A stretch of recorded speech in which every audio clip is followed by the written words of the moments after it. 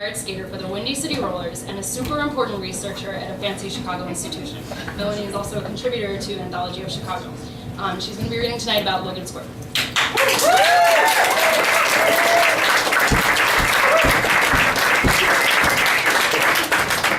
Hey guys, can you hear me? Yeah. All right. Okay, so this is about brunch. It's called Common Brunch, Kedzie, Milwaukee, December 2012, streamed.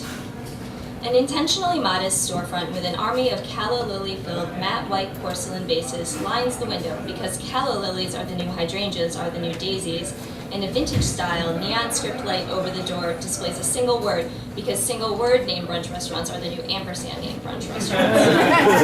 And those motherfucking Yelp reviewers neglected to mention that this place is community-style seating, and please don't sit me next to that waif sparrow woman with the oxblood cloche and matching infinity scarf. And I am sitting next to her, and her skin smells like calla lilies because calla lilies are the new hydrangeas. And a tall, urban, mulleted waitress with earplugs resembling deer antlers is pushing a tea-stained paper menu into my hands, and the special this morning was oyster braised French toast, but we have sold out, she says pointedly, and oxblood cloche moans as though impaled with disappointment. And babies, Jesus God, there are more babies in here than adults, and babies with hats that resemble farm animals, and babies with crunchy crackly toys that ring in my ears and crunch crackle, crunch crackle.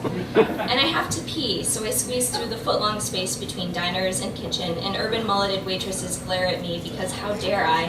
And the bathroom line is 6 deep, and how the fuck can an establishment with a seating capacity of 64 humans have a bathroom that holds only one borderline incontinent woman? And I don't give a shit if there are hexagonal floor tiles to resemble a 1940s Brooklyn dentist's office. You need liquid soap and not this grubby bar shit. And at my table, my braised kale tips, why is everything braised, are wilting, and my coffee is cold because there is only organic milk and not creamer packets. And it requires 4 ounces of cold organic milk into 6 ounces of indigenous poverty small batch roasted coffee. And please bring me your finest herb-infused breakfast cocktail, says Oxblood Cloche, and I watch over my shoulder where a glassy-eyed boy's skinny fingers tremble behind the bar as he painstakingly carves a solitary ice cube for a hand-rubbed rosemary Tom Collins, which Urban Mullet explains to Oxblood Cloche is going to be a more modern interpretation than what you're used to. And I stare at the bar boy and briefly imagine stripping off his pinstripe apron and looking into his dying whale eyes and taking him gently by the hand into the sunlight, and we make love under the window-lined calla lilies, which are the new hydrangeas. And he fills my uterus with a perfect skinny multiracial fetus, and we are being rushed to pay the bill, and god damn it, it's cash only. How the fuck are brunch establishments unable to accept credit cards when they have a machine solely to create celery-infused foam garnish? And Urban Mullet forcibly points me to the ATM of shame in the rear of the store.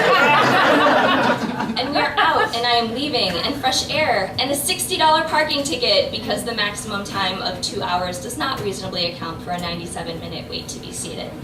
And I am moving without conscious effort and squeezing my keyring into my fist, and I am stabbing, repeatedly stabbing my eye sockets with my car key until blood and tears mingle down my cheeks, and I begin to black out as red blood splatters and silently adorns a single calla lily at my feet in the snow.